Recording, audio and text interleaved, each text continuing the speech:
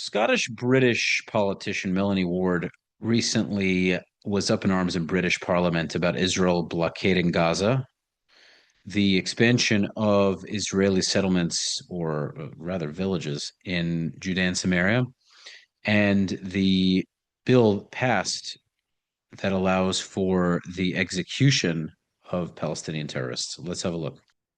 Experts say Israel is committing genocide in Gaza and working to ethnically cleanse the West Bank. I agree with the Minister's words on Palestine and Lebanon, but we are long past the point for words being anything like enough. I served in Hebron as a human rights observer 13 years ago, and what the Minister described as happening there today was happening then. Yeah. I too have visited Khan al-Ahmar, which the Israeli government now wishes to wipe off the map. Experts say Israel is committing genocide in Gaza and working to ethnically cleanse the West Bank. They've passed a law to hang Palestinians. Shameful. The Minister is my good and honourable friend, and he says the government is not hesitating to act on this issue, but that is not true. Unfortunately, for far too long, we have had a hesitancy to take further meaningful action. Where are the comprehensive sanctions on the people committing these human rights violations and holding up aid from entering Gaza? Why do we not have a ban on settlement trade yet? It's so interesting how people in the West, especially in Europe, they really have gotten to a point of comfort where they don't understand the level of brutality that exists in the world. And they think that they can put their foot in someone else's shoe, or rather their shoe on someone else's foot, and that person will think and behave exactly the way they do. In her mind, she's like, whoa, she is awoke. She has awakened. How is no one doing anything about this? This is just the consensus among many people in the West now. Like, Israel is the only one in the world that's brutalizing these poor, innocent, defenseless people, these poor people who have no ability to think or fend for themselves, the evil, brutal Zionists.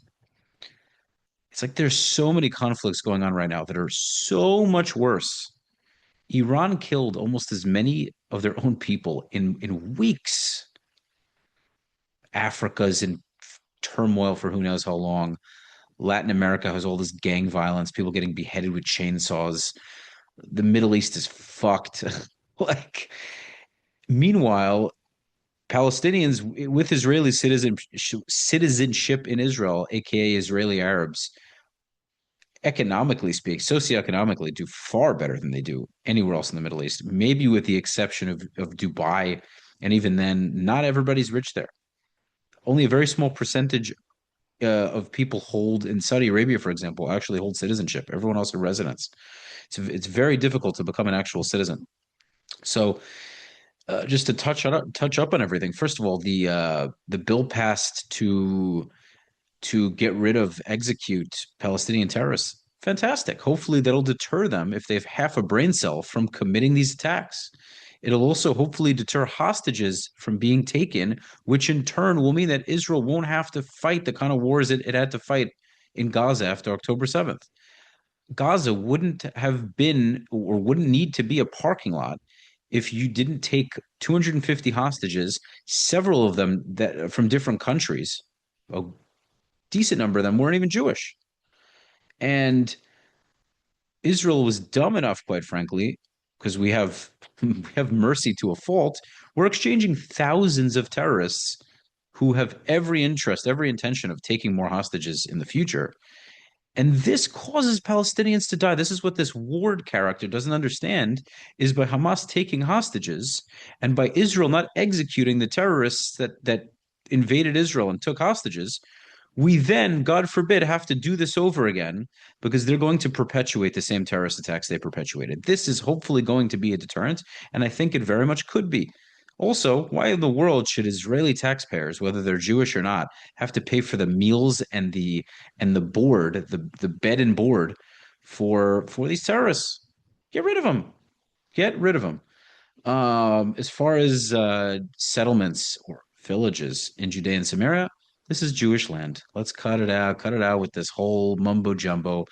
Two states ain't happening. It'll never work. It won't bring peace. It's not an option. The Jews come from Judea. That is where we come from. Judea and Samaria are fundamental part. They are a fundamental part of Israel. The land needs to be annexed. We can build as much fucking land on that piece of parcel of land as we can build as much property, real estate, and any kind of infrastructure as we damn well please because it's our land. Okay? So Miss Ward, sit down, shut up, don't tell us what we can do with our land. Okay? If the Palestinians want to live amongst us, they can. Most of us don't have a problem with it. As long as they understand who rules the land and who's in charge. They can live with us as they do in peace and harmony, freedom of religion, freedom of speech, even, if they stop trying to kill us. That's it. It's a lot less complicated than it sounds. As far as the blockade of Gaza is concerned, Hamas is still in power. Many Gazans would still advocate to commit another October 7th. You might want to stop trying to fight a war you can't win. You might want to consider that. That's it. Israel's not going anywhere. Israel is incredibly more powerful than the Gazans are by light years. Israel could, if Israel wanted to genocide the Gazans, they could do it in minutes.